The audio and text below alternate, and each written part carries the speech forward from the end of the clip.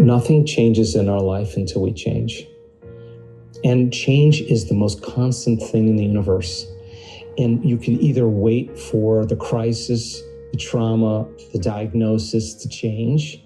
When you're at your lowest level, you can learn and change in a state of pain and suffering, or you can learn and change in a state of joy and inspiration. Either way, the model is that when you change, your life changes. If you can invest a little time in your life in asking yourself the important question, who do I want to be in my life? How do I want to live my life? What do I want in my life? And instead of turning on your cell phone and getting distracted, discipline yourself to take an hour to answer those questions. Write it down, review it, change it, get very clear on it, and spend a certain amount of time nurturing whatever that dream is.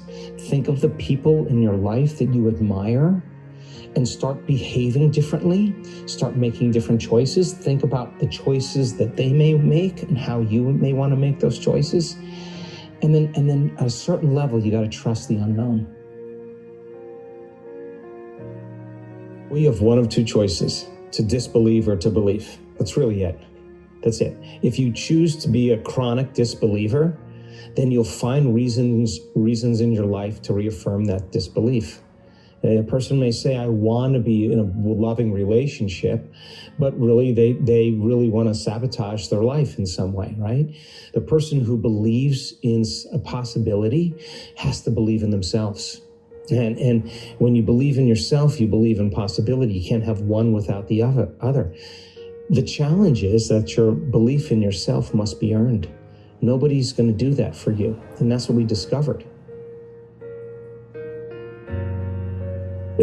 Be that person that you want to be. Now, you said earlier, well, many people don't know who they want to be.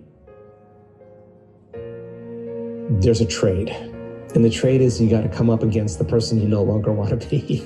And you got to really look. And it comes up very naturally and very automatically. And a lot of people say, I wanted to leave after the first day. Like, oh, it was way too much. I want three things from you.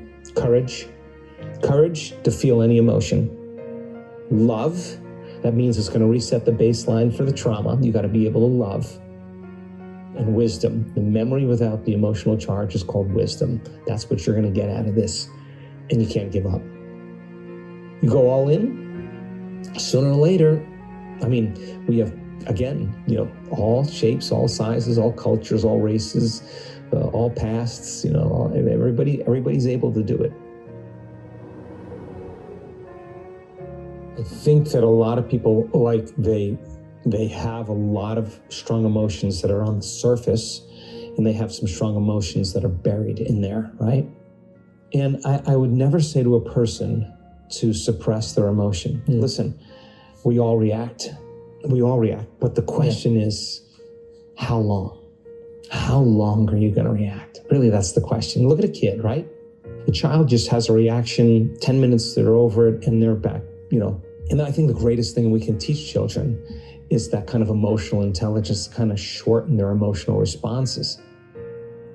I never say to a person, don't react. I will say to them, how long are you going to react for? Because if you have an event in your life that creates an emotion and you don't regulate that emotion, it lasts for hours or days. That's called a mood.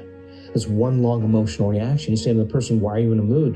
I'm in a mood because of this thing that happened to me 7 days ago. If they keep the same emotional reaction going on for months, weeks to months, that's called a temperament. The person just has an angry temperament. Why are you angry? I had this event happen to me, 9 months ago. It goes on for years on end. That's a personality trait. That personality trait is really based on an experience or series of experiences that create that emotion, right? And then a person just memorizes their emotion. They're having one long emotional reaction. They're looking for a reason to be angry. They're looking, not consciously, they're looking for a reason to judge, right? Because it reaffirms their belief in themselves and how they believe, what they believe about life. Dedicate a certain amount of time to investing in yourself and believing in yourself and be defined by that vision of your future instead of the the memories of the past and make time to tell the story of your future instead of the story of your past, and see where that leads you. One coincidence, one synchronicity, one opportunity is going to prove to you that you're the creator of your life. And it's common, but what we discovered with people that do this, where we look at their brains in real time, is that when we analyze our life like that and we ruminate, we tend to make our brain worse. In other words, by doing that and overthinking and overanalyzing, you're narrowing your focus on something. And you're doing that because the hormones of stress, right? The chemicals of stress are arousing your brain to live in survival and say, what if I lose everything that I have?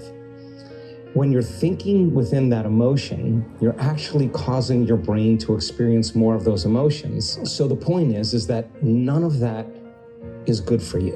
In fact, you're actually turning on the stress response just by thought alone. And those chemicals of stress become addictive. Not knowing this, many people don't know this, but they're doing this just for some rush of adrenaline.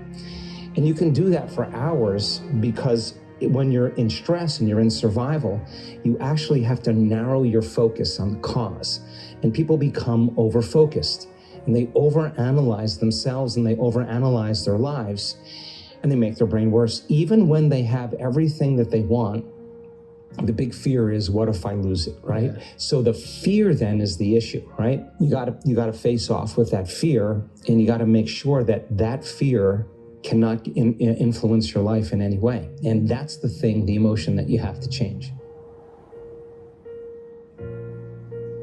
For most people, it's a scary place, but the unknown never lets us down, especially if we have to believe in ourselves. So I don't think anybody is so special to be excluded from this. You can't tell me you're too old to do this work. I've seen our elders with beautiful brain scans and beautiful heart scans, beautiful biological changes. You can't tell me you're too sick to do this work. I've seen really sick people heal from all kinds of conditions. You can't tell me you're too broke. I've seen people manifest all kinds of wealth in their life.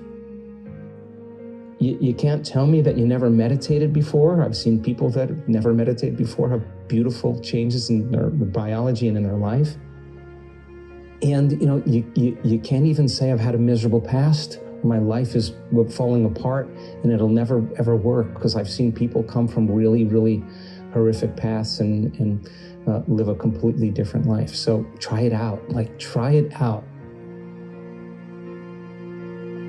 In the habit of picking up your cell phone every 5 minutes and scrolling through it, and you're in a meditation, or you're busy and you got a lot of things to do, you're sitting in the meditation, you want to get up and you want to go and do something, you notice your body doing that. Most people say, oh, I can't meditate, I'm just going to quit. If you really want it, if you really want change, you got to execute a will that's greater than the program. You're going to bring the body back out of that predictable future into the present moment. And like an unbridled stallion, it'll buck and kick, it'll do everything it can. You just keep bringing it back to the present moment. Sooner or later, it's going to surrender to a new mind. And now the person is going to liberate energy, because the present moment is the unknown. Either you believe or you don't believe. The person who says, I realized that I believed that it worked for everybody else, but I didn't know if it would work for me. I have to prove to myself that it works for me. The majority of those people never missed a day in their meditation, because if they missed a day, they knew that they weren't believing that they were the creator of their life. Their standard was super high. They didn't go 50% in, 60% in, I'll check to see if it worked. It was no longer about, listen closely, it was no longer about results in their life. It was 100% about effort. It was all effort. They came up against their shadow self. They came up against their disbelief. They came up against their pain. They came up against their fear. They came up against not feeling well, feeling sick. They came up against their self-doubt. They came up with the fact that they didn't have enough time, but guess what? They did their meditation anyway. And they overcame their fear. They overcame their self-doubt. They overcame their disbelief. They overcame, their pain. They overcame their body. They started surrendering to love instead of fear. And their belief in themselves was earned. It was the overcoming, showing up even when they doubted, even when they disbelieved, they showed up anyway. The familiar past of feeling certain emotions and certain memories, that's the known. Living in a predictable future, where you're always busy, got things to do and people to see and places to go, that's the predictable future. If you can predict it, it's known, right? So if you can settle into the present moment and teach the body to relax into the unknown without it being a scary place, when you can relax into the unknown like that, the body finally surrenders and it's free. Now the person's ready to create something new. Now, it just takes a little bit of understanding and takes a little bit of practice. Once again, you give numerous times to practice it, it gets easier and easier and easier. And usually by the third day of the event, people sit for, they don't even know how long. They forget that the body no longer bothers them. It's just like, they've just trained it, right? And so the cool part is when they go into their life and they're with their parents or with their siblings and they're smiling and they're present and they really don't have a conversation. They're just really happy to see them. The veil is gone. They're way more present. That's what the work is for. And the only way, as I said, you can believe in that future is to transform those limited emotions into elevated emotions. The person has to find something in them where they can feel the emotion of gratitude and fall in love with the idea of that they could heal. And it's that thought and that feeling, that image and that emotion, that stimulus and response that can condition their body into the emotion and the mind of their future. And they get up and they believe more in their future than when they started. Take the time, and if you only have 20 minutes or 30 minutes, sit down for 20 or 30 minutes and learn the information and start somewhere. But I think just knowledge really is the most important thing, and it's the basis. So make the time to learn. Like when we stop learning and start feeling, we're headed for a genetic destiny, right? So it's important for us to go, okay, this makes sense to me, and it may not make sense to everybody, but if it resonates with a person and other people are doing it, why can't I do it, right? That's the main question. So I think, exposing yourself to the information and taking the time to invest a little bit of your energy into it, and then practice it. And the practice is the fun part, but don't do the practice without understanding why you're doing it or what you're doing.